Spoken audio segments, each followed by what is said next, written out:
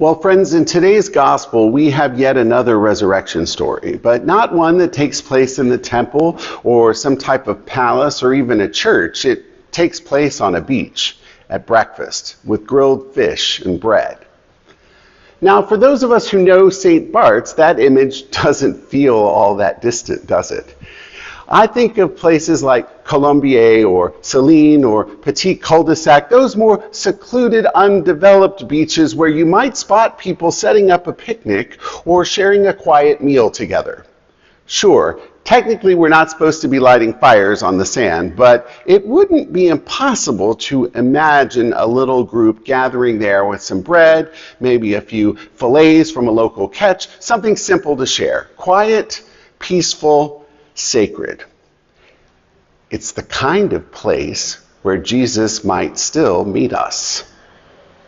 What I love about the gospel is how ordinary it is. The disciples have gone fishing.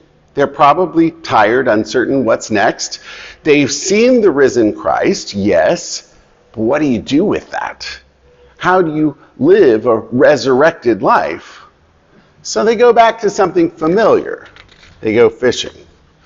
And then Jesus appears, but not with a sermon or a rebuke or any kind of passive aggressiveness. He just simply says, "Come and have breakfast." This is not the God of dramatic entrances or distant judgment. This is the God who shows up with breakfast on the beach. And let's not forget Peter. The last time we saw him, he had denied even knowing Jesus 3 times. And now Jesus gives him 3 chances to say, "Yes, Lord, you know that I love you." Jesus doesn't say, "Explain yourself." He says, "Let's eat and let's start over." This is the heart of today's gospel. Let's eat and let's start over. And maybe that's something a lot of us need to hear, not just Peter, because how often do we spend the time in our lives chasing approval? How often do we try to prove that we're good enough, smart enough, impressive enough, accomplished enough, just so that the world will validate us? We overfunction. We work more. We achieve more. We post the perfect pictures. We stay busy and productive, thinking that if we just do enough or are enough, we'll finally feel worthy. We pour our energy into managing an image. We chase degrees, promotions, compliments, attention, thinking that's where love is found. But here's the good news. Jesus doesn't need your resume. He doesn't care about your curated image. He's not evaluating your output or your highlight reel. He already knows you, and he already loves you. And just like he did with Peter, who is broken and ashamed and exhausted, Jesus looks at you and says, "Come, let's eat.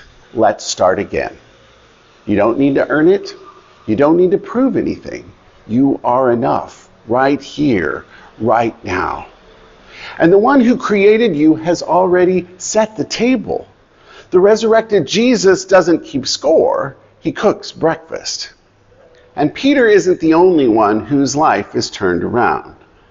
In our reading from Acts, we meet Saul, the person who eventually becomes St. Paul.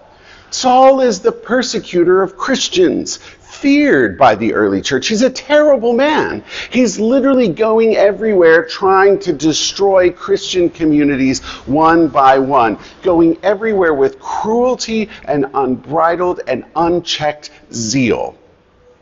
On paper, he's the last person you'd expect to have a conversion experience. But God stops him in his tracks. And that's the thing about resurrection and the resurrection life. No one is disqualified. Not Peter, the denier, not Saul, the persecutor, not you, not me. God's resurrection life isn't only for our friends or allies. It's also for our challengers, our critics, even our adversaries. 2 managers competing for the same promotion. God loves both. 2 students vying for the same scholarship. God has a purpose for both. Two prisoners, one convicted of a violent crime, the other a white-collar crime. God is equally available to each one, equally loving, equally redeeming. Resurrection isn't a prize for the deserving. It's the outpouring of God's love for everyone. It's the outpouring of God's love for everyone.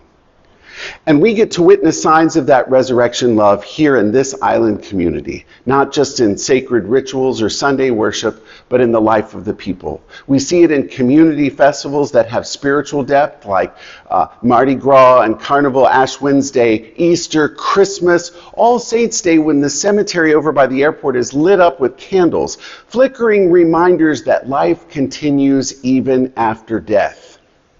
We see it in other festivals. We had a great regatta celebration over the weekend. We've got things like Bastille Day and local international sailing regattas where the whole community gathers to support one another. People, of course, cheer for the person who comes in first, but they also cheer for the person who comes in last, because this island cares about everyone. Because in God's eyes, everyone wins.